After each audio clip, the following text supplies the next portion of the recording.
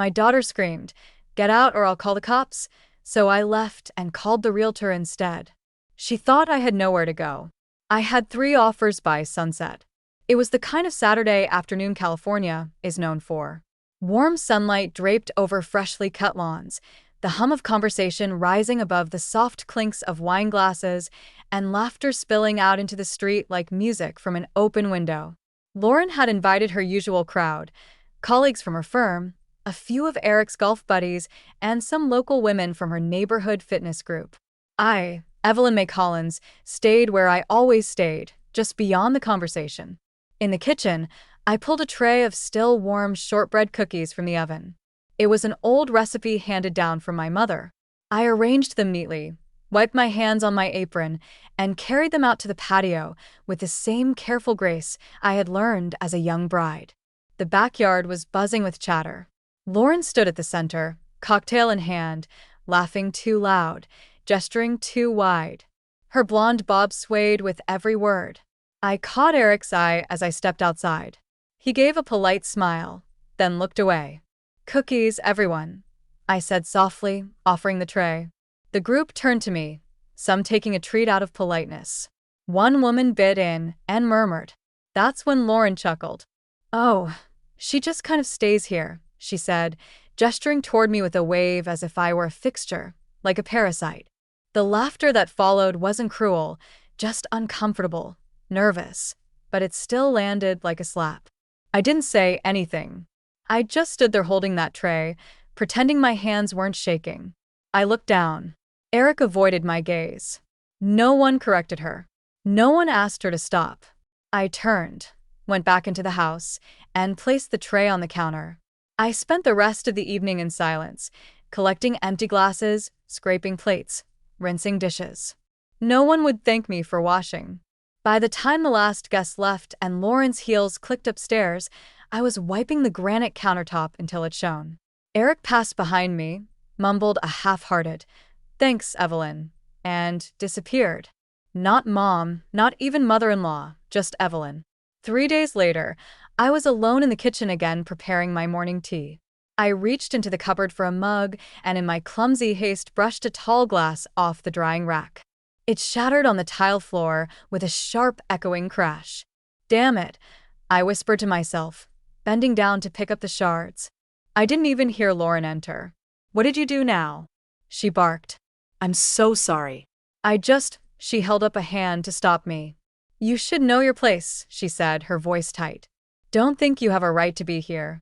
I looked up at her, pieces of glass still in my hand. "Lord, no," she snapped. "You think just because you're old, you're entitled? You think living here is some kind of reward for being passive-aggressive and cleaning up crumbs?" "I didn't mean." "I swear to God," she hissed. "If you don't get out of this house, I'll call the cops." I froze. Lauren had always been sharp, rude even. But this was different. "I'm your mother," I said softly. "This is mine." "You think that matters?" She cut in, pulling her phone out of her back pocket. "Get out now, or I swear." I thought she was bluffing until I saw her thumb tap the screen. I heard the dial tone and watched her press the phone to her ear. "Hello, yes," she said calmly. "I need to file a trespassing report." I didn't hear the rest. I walked past her, out the back door, into the garden where my rosemary and daisies still bloomed. I stood among them, my breath shallow, the sun suddenly too bright. This garden had been mine. The soil under my nails, the seeds I planted, the afternoons I spent pruning with care and hope.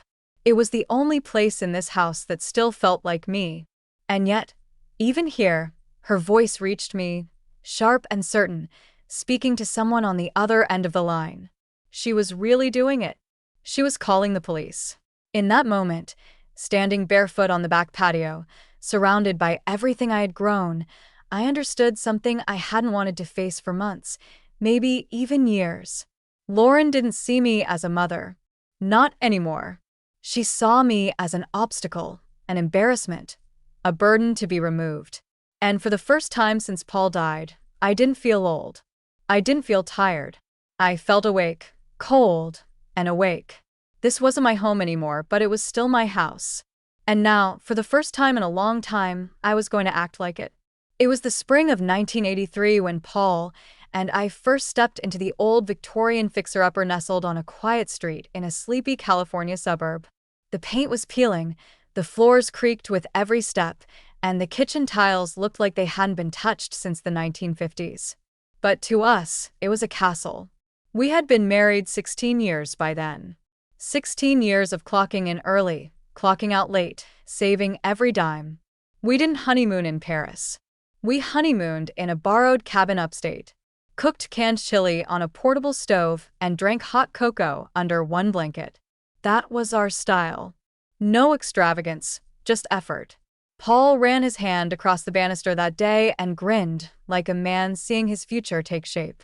"It's got good bones," he said, "like us." And so we bought it, the tired house with chipped shutters and a patchy lawn, and made it our home. I remember painting the living room walls together one summer morning.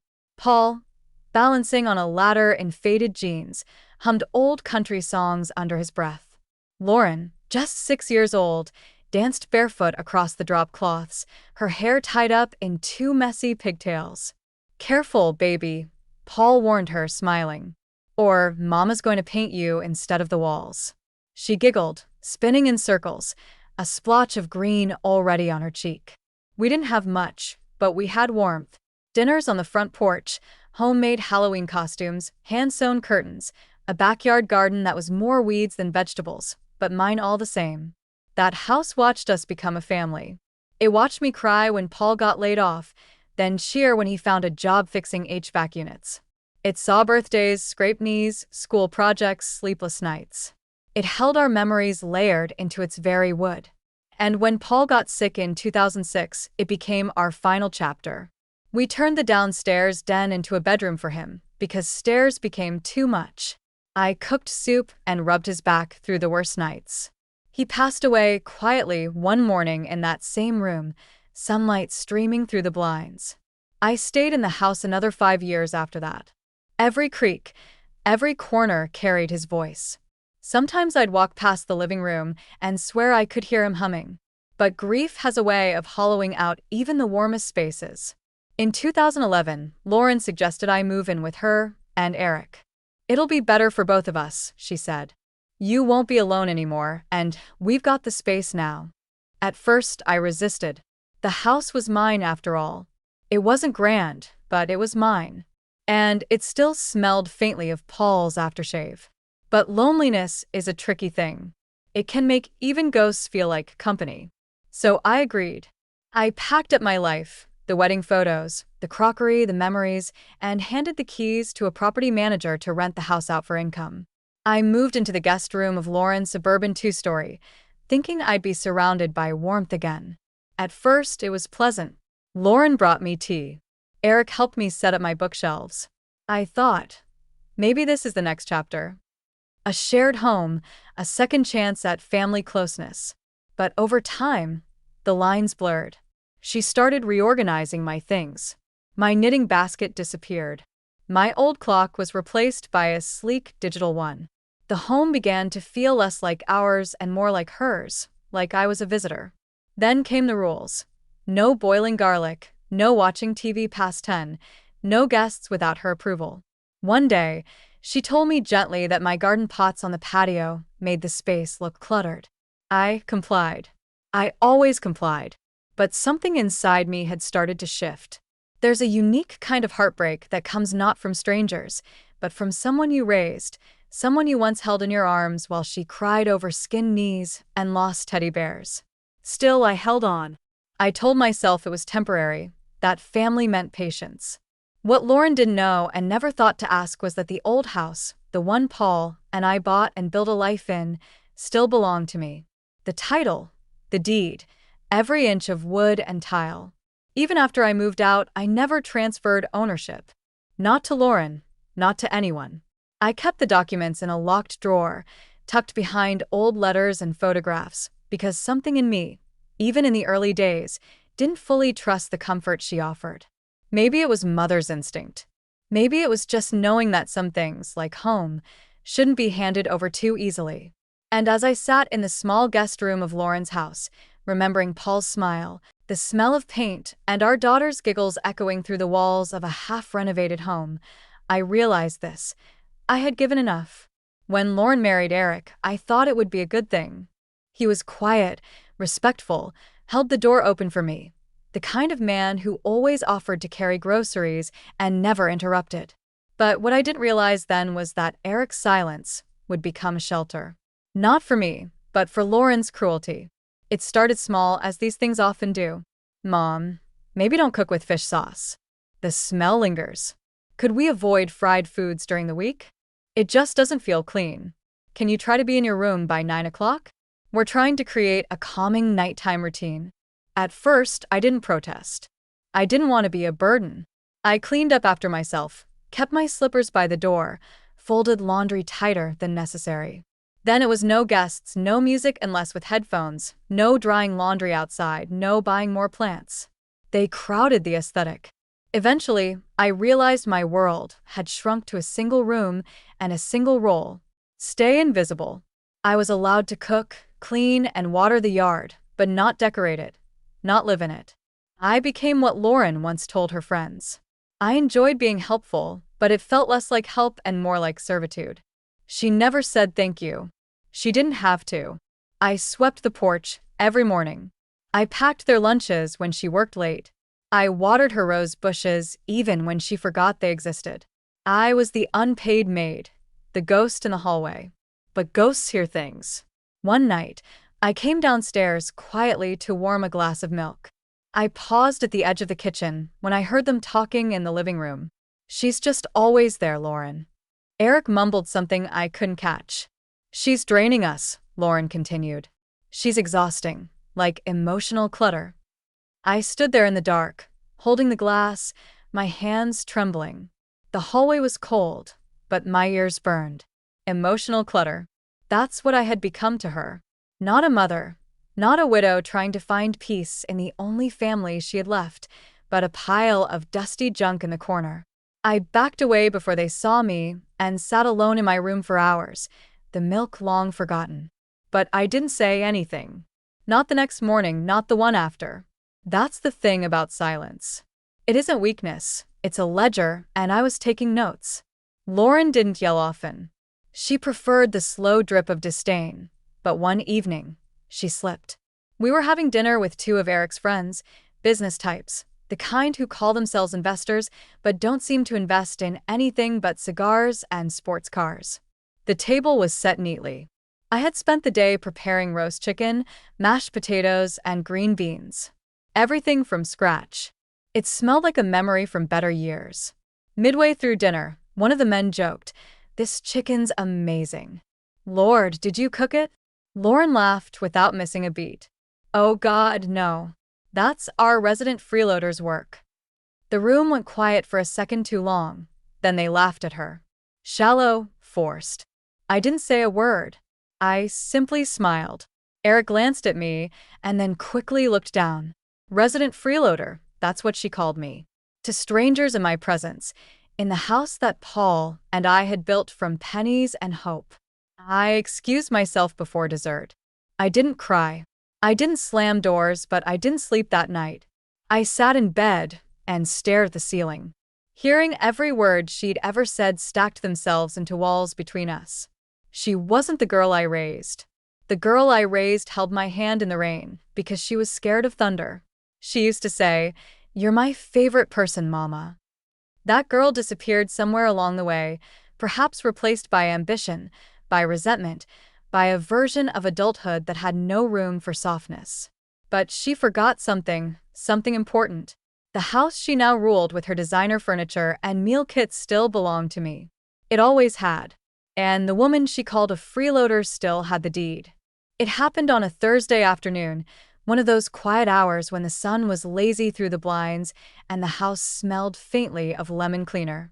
I was folding the laundry. Mine, Lauren's, Eric's. I'd even matched their socks. Old habits die hard. Lauren came into the room holding a sleek folder. She sat across from me, crossed her legs like a businesswoman about to pitch a sale.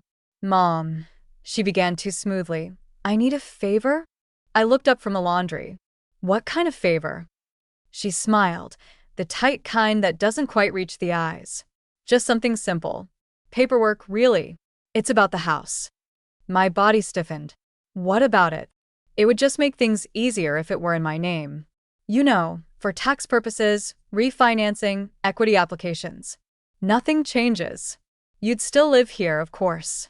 Still live here in my own house. I don't think that's necessary, I said quietly, folding a towel with deliberate care. Lauren sighed, as if I were being difficult. It's just a signature. You wouldn't even have to go anywhere. Walter could notarize it if he's still alive. I looked her square in the eyes. Now the silence that followed was thick. No, she echoed as if the word itself offended her. No, Lauren. That house is still in my name. It's the only thing your father and I built together. I'm not signing it away. Her lips tightened. She stood abruptly and left the room. I thought that would be the end of it. I was wrong. A week later, I received a phone call from my bank. They had questions about a mortgage application tied to my address. Confused, I asked for more information, and that's when I learned that Lauren had attempted to secure a home equity line of credit in her name using my house, using forged documents that listed her as the primary owner. I asked for copies. The bank, sensing something was off, complied. There it was, my daughter's signature on papers claiming she was the rightful owner, that she had inherited the property, that she had taken over care of her elderly mother, and was now handling all financial decisions. I stared at the documents for a long time, my hands trembling. It was no longer about disrespect. It was theft. Later that evening, I confronted her calmly. I didn't raise my voice. I spoke to the bank, I said, standing in the doorway of her pristine kitchen. I know what you did. She didn't flinch. She poured herself a glass of water. You shouldn't be poking around in things you don't understand, Mom. I understand perfectly, I said. You tried to steal this house. She leaned against the counter, sipping her water, then set the glass down and looked at me. Look, she said, her voice suddenly sharp. You're not getting any younger. You don't work. You don't contribute. All you do is occupy space. I take care of this house, I said. I cook. I clean. You exist, she interrupted, like wallpaper. That hurt. But I stood my ground. And still, I said, it's my name on the deed. Her face twisted. For a second, I saw something, panic, rage, entitlement, flash behind her eyes. Then she laughed, a dry, humorless sound. You think that matters? She said. You think that paper means something? Nothing, I said. You don't own this house, Mom, she spat. Not really. You live here because we let you. Because I had a moment of guilt and thought maybe it would be nice to have family around. But let's be honest, no one kept you here out of love. I felt those words land one by one like stones on a casket. She wasn't finished. And if you won't cooperate, she said, stepping closer, then maybe you shouldn't be here at all. What does that mean? It means, she said slowly, you have 1 week to leave, or I will call the police and tell them you're trespassing. That was the moment I realized my daughter didn't just want me gone. She wanted everything. She wanted the house, the history, the inheritance, the freedom to erase me without consequence. She mistook my silence for surrender. But she forgot. I wasn't the one trespassing. I was the one who owned the land beneath her feet. It was just past 3 o'clock in the morning when I rose from bed without making a sound. I moved slowly, deliberately. After all, I'd rehearsed this night in my head for weeks. The house was still. Eric was likely asleep in the upstairs bedroom. Lauren too. Or maybe not. She had a habit of scrolling her phone under the covers until her battery died. Whatever she was doing, I didn't care anymore. I opened my closet and took out the small suitcase I hadn't touched in years. Inside, I packed the essentials.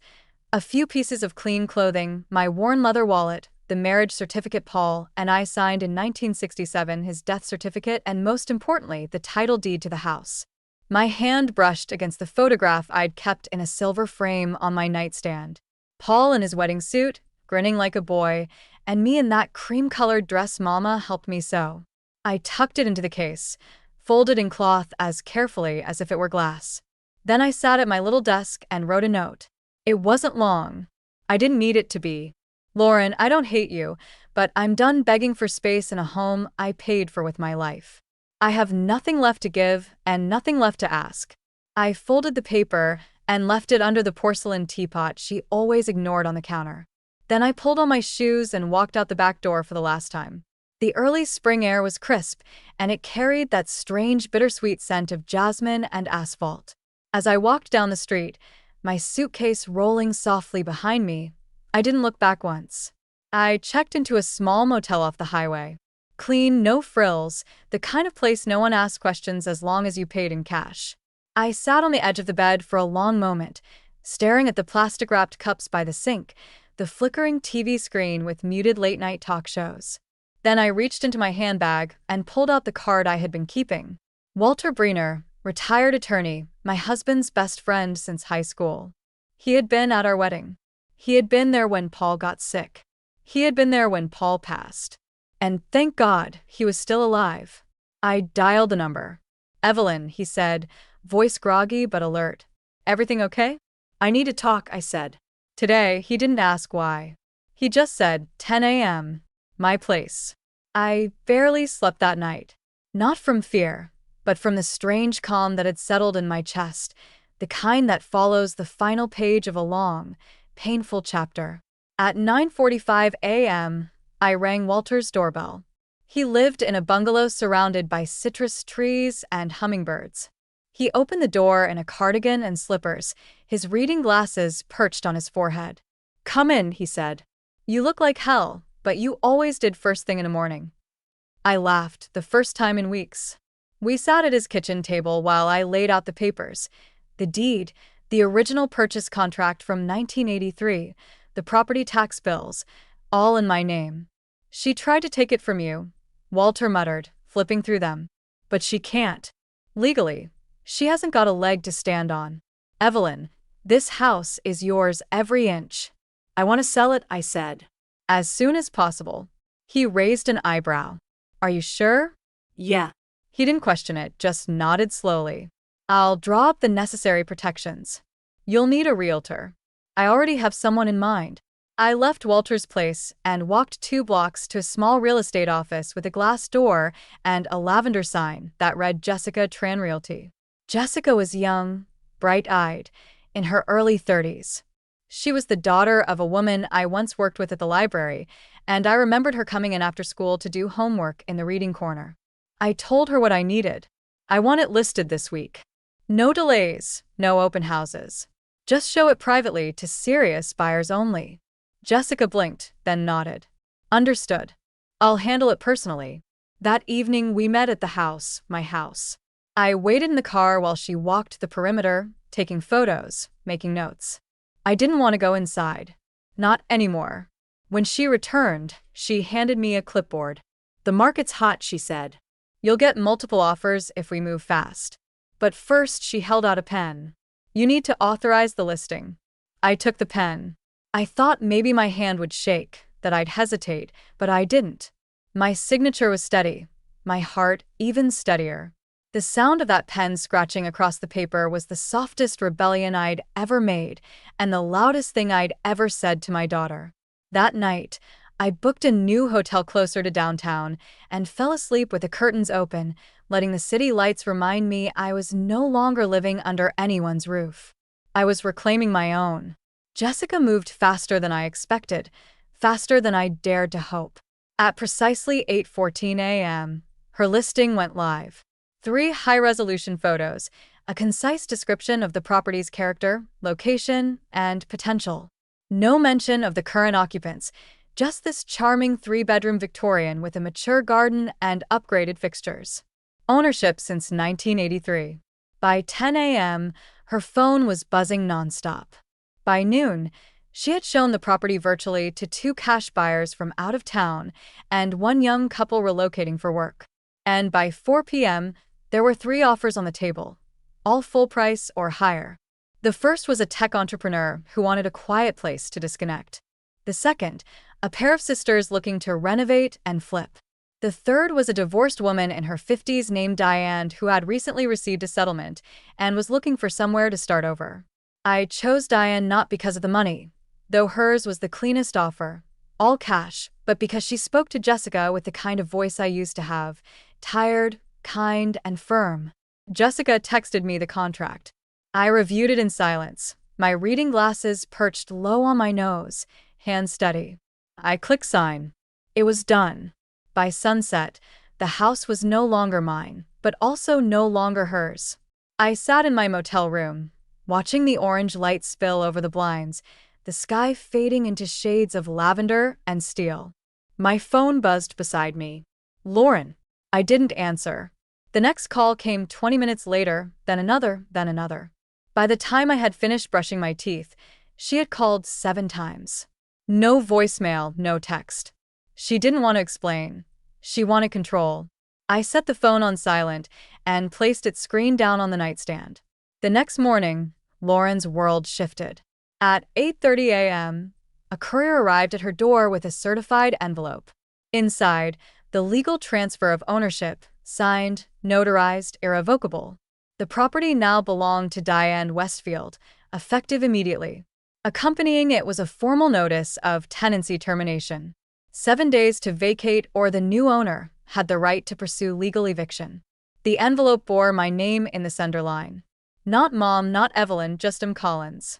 I imagine Lauren stood there for a while rereading the pages, searching for some loophole, some missing clause. But there wasn't one. What she never understood, not once, was that I never needed to scream. I only needed to remember what was mine and use it. By noon, Jessica texted to let me know she had received a voicemail from someone sounding panicked. Lauren had called her, pretending to be the true homeowner, trying to dispute the sale. Jessica simply replied, "All documentation is verified and filed with county records. Miss Collins is the sole legal owner and has executed her rights within full capacity. This conversation is over." Lauren then called me 8 times. She left one message. "Mom, what are you doing? You can't sell this house. We live here. Are you losing your mind? Call me back, please. This isn't funny." That word again. We. She never said you. She never once said you built this or you lived here first or I'm sorry. No. In her mind, we lived there, and now we were being removed. But I wasn't just her. By dinner time, my phone had rung 24 times. I didn't pick up once. I watched the sun dip low over the skyline through the motel curtains. Outside, cars moved like ants through glowing veins of traffic. Inside, I sipped the same kind of tea Paul used to make me during stormy nights. Lauren didn't leave a second voicemail. She knew by then I wasn't bluffing, and I wasn't coming back. It didn't take long for the neighbors to notice. By midweek, the whispers began. Cars slowed a little when passing the front of the house. Lawn sprinklers hissed into silence, just long enough for someone behind the hedges to mutter, "Is that the daughter getting kicked out?" By Friday, the rumors had a rhythm. "She's getting evicted." No, she's squatting. Can you believe it? Her mother sold the house, without saying a word. I thought that place was in the family. And the worst of all, the one that echoed long after doors closed. Imagine being thrown out of your mother's house. Can't even imagine or heard them. She stepped outside that morning with her sunglasses on, a too bright lipstick, and her chin held unnaturally high. But the plastic bags under her eyes and the tension in her jaw betrayed the truth. She packed slowly, hoping someone, anyone, would intervene, that I'd appear with a change of heart, that some miracle would undo the very thing she'd spent years daring me to do. But no miracle came. Just silence, and a moving truck she had to pay for herself. When she finally wheeled her suitcases down the porch steps, 2 expensive Samsonites packed to the brim, she clutched her phone like a lifeline. It buzzed every few minutes with spam, updates, unknown numbers, but not from me, not once. She called again, and again, and again. I didn't pick up, not because I was cruel, but because I had already said everything I needed to say. She had never heard me before. She'd only ever talked at me. And now my silence was the loudest message I could send. Eric didn't help her carry a thing. He stood by the car, arms crossed, eyes distant. When she tried to hand him one of the bags, he stepped back. "I'm going to my mother's," he said flatly. "I didn't know you went that far." Lauren blinked. "Eric." He didn't wait for her to finish. He just shook his head, got in the car, and drove off. She stood there alone on the curb with 2 suitcases and a phone. No one answered. That night around 9 p.m., I heard a knock at the security gate of my new apartment. I had just made tea, mint, and chamomile. The city glowed beyond the glass, skyscrapers like tall candles flickering in the night. My new home smelled of wood polish and quiet, the kind of quiet I hadn't known in years. I checked the monitor. Lauren, her makeup was smudged. She wasn't wearing sunglasses this time. Her eyes were red and puffy. She buzzed again. Then she knelt down in the middle of the sidewalk outside the gate. She didn't say anything at first, just looked up at the camera. Her lips parted, trembling. And finally she spoke. "Mom, I'm sorry. I didn't move. Please," she whispered. "Just let me in just for a little while. I have nowhere to go." The intercom was silent. She placed her palms together like she had when she was 5, praying for a new bike. Like that would work again. Please, Mom. I watched for a moment longer. Then I stood, walked to the window, and pulled the curtain closed. I didn't do it with anger, just certainty. She had taught me a lesson I never wanted to learn, that even the ones you love most can cross a line. And sometimes you don't go back. My new apartment was on the 24th floor, nestled in the heart of the city, far above the noise, but close enough to see it all.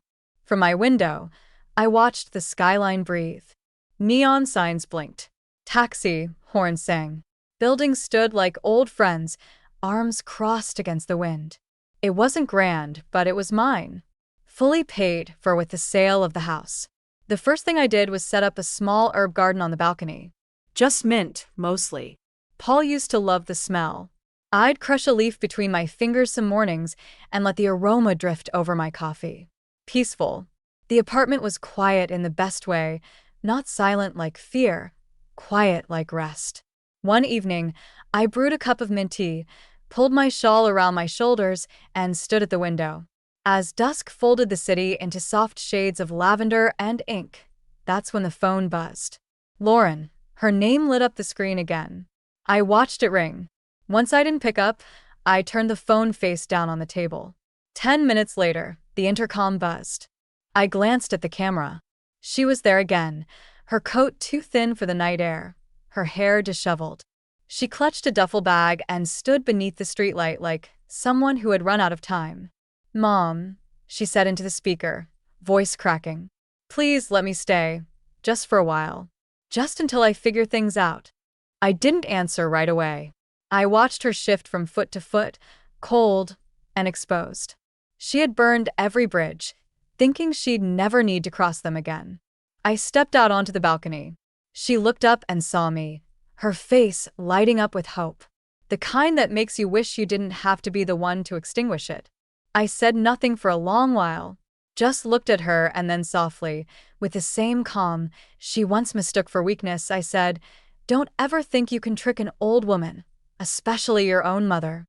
Twice. No one bathes in the same river twice. Her eyes widened and then fell. She nodded once, as if she finally understood. I walked back inside, picked up my tea, and pulled the curtain closed behind me. I didn't watch her walk away. I didn't need to. I had already left a long time ago.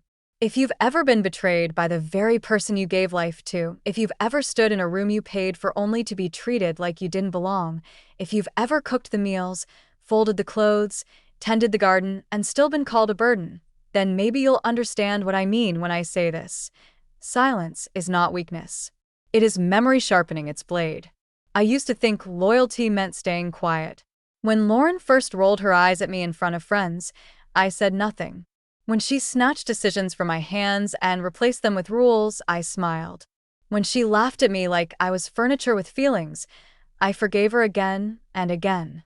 Because I am her mother, and mothers forgive until one day we don't. You see, it's easy to love your child when they're small, when their mistakes are innocent, when their betrayals are accidents. But what happens when that child grows up and decides your life has outlived its usefulness? What happens when the baby you once rocked to sleep turns around and says, "You're just a freeloader. You don't own this house. Get out or I'll call the cops"? What happens then? Here's what I did. I got quiet. I got calm. And I remembered who I was before she forgot. I called the lawyer. I called the realtor. And I sold the house right out from under her feet. Not out of rage, but out of truth. Because when someone uses your silence to build a throne, the most powerful thing you can do is stand up.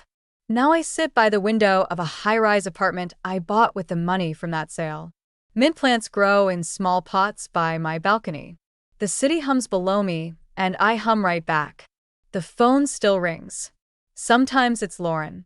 Sometimes it's just ghosts, but I don't answer anymore because I'm not the woman who begged for kindness. I'm the woman who remembered what she was owed and collected it. And if you too have stayed silent too long, if you've swallowed betrayal because you thought it would keep the peace, if your grown child or your spouse or your sister ever made you feel like a burden, then let me be the voice you never used. So let me say what you couldn't say that night they slammed the door. Let me know in the comment where are you watching from. Please subscribe to the channel Her Side of the Story. Thanks for watching until here.